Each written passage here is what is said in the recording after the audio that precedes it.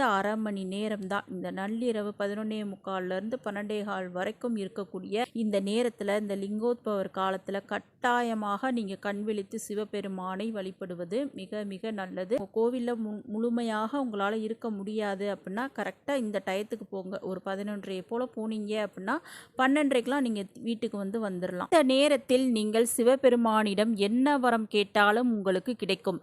இந்த அற்புதமான நேரத்தில் ஓம் நம சிவாய, ஓம் சிவாய நம அப்படின்ற மந்திரங்களை உச்சாடனம் செய்து நீங்கள் வீட்டில் இருந்தாலும் சரி, கோவிலில் இருந்தாலும் சரி, இந்த நேரத்தில் ஒரு தீபம் ஏற்றி வைத்துவிட்டு சிவபெருமானை வழிபடுங்கள். அது என்ன தீபம் அப்படின்னா நெய் தீபம் தான். சிவ சிந்தனை மட்டுமே உங்கள் மனதில் நிறுத்துங்க. நிச்சயமா நீங்கள் என்ன வரம் கேட்குறீங்களோ அதை சிவபெருமான் மனம் குளிர்ந்து உங்களுக்கு அளிப்பார். அது மட்டும் கிடையாது, ராஜ யோகத்தையும் உங்களுக்கு கொடுக்கக்கூடிய ஒரு அற்புதமான தீபம் தான் இந்த நெய் தீபம்.